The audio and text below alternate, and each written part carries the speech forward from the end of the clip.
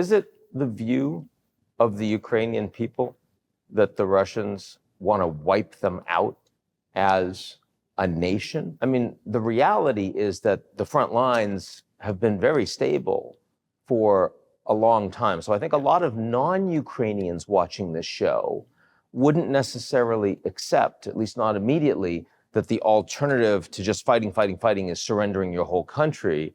Why wouldn't the alternative to fighting be, even if you don't trust the Russians, make sure you get weapons, support, and defense, and just like hold on to the front lines, but try to end the fighting? Yeah, I think it's not the issue of what Ukrainians believe, it's the issue of what the Russians say. Vladimir Putin, in his interview with Tucker Carlson, spent half an hour explaining why the Ukrainian nation is artificial and Ukraine is Russia, and how the Ukrainian language was really invented by the Austro-Hungarian general staff in World War I to undermine Russia. So the discourse in Russia is very clear. The Ukraine should not exist as a country. The Ukrainians should not exist as a nation. They should become re-educated in Russian. And the nationalist elite must be physically annihilated the way Ukrainian writers and poets and painters were all shot in the 1930s. So the blueprint is there, and it's not a question of Ukrainians thinking what the fate will be under Russian rule. The Russians are very clear about their goals, and yes, the front line has been reasonably stable at a huge cost to lives, especially at a time where American weapons were not coming through. But it doesn't mean it will be stable forever. I mean, the reason it is stable is because Ukrainians are going to the front line and dying.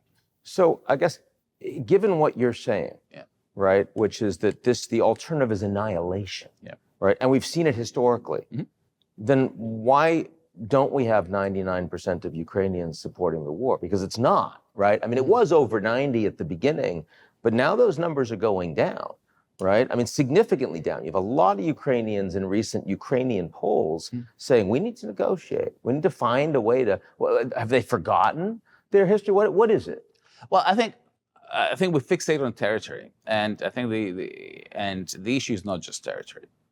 I mean, it's a very different proposition to say, as Russia wants, let's settle on the current borders plus minus areas that Russia currently demands. However, even if you do that, and say, okay, we accept the partition along these lines. The next Russian demand is, and the rest of Ukraine must be neutral, which means neutered, which means it should not be allowed to receive any weapons from the West, any security guarantees, and such a deal would just lay the ground for the next phase, where Russia takes over the rest of Ukraine. If, on the other hand, the partition deal, temporary partition deal, presupposes that the rest of Ukraine will be, protected by security guarantees from the US and NATO, and will be armed to its teeth to resist Russia should it try to attack the rest of it, that's a very different deal. But no one right now at this stage is proposing that. No one in the West. The Europeans are certainly proposing that under any circumstances there should be long-term security guarantees for Ukraine, that they should continue to have weapons and training and intelligence and the capacity to defend themselves. I mean, those commitments that you're hearing from the Europeans and from NATO leadership, and the US is a special case for reasons we can get into, have not just been about today. They've been long-term commitments. The West, I think, is saying that. Well, none of this is really operational unless it is a formal treaty commitment. And so, nothing short of a formal treaty commitment, such as the Article 5 commitment in NATO, would really deter Russia.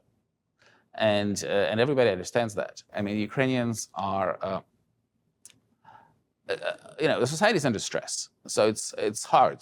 Everybody knows people who were killed or maimed. Everybody lives in conditions of hardship. And there was an opinion poll recently that kind of encapsulated these things. So there was one question that was asked, how do you want the war to end?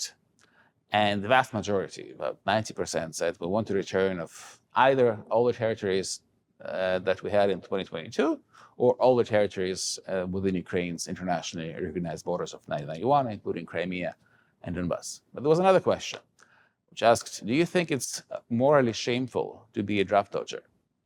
And only 29% said yes. Considering the high odds of being killed or maimed, if you end up in the front line, a lot of people don't want to do it. And you do have this phenomenon of Ukrainian men trying to escape. And this isn't like Vietnam, right? I mean, like everybody understands that this is a just war that the Ukrainians are fighting. And yet a strong majority of Ukrainians say it's okay to dodge the draft. Well, again, it's at some point the question of individual survival, has to balance against the question of collective survival.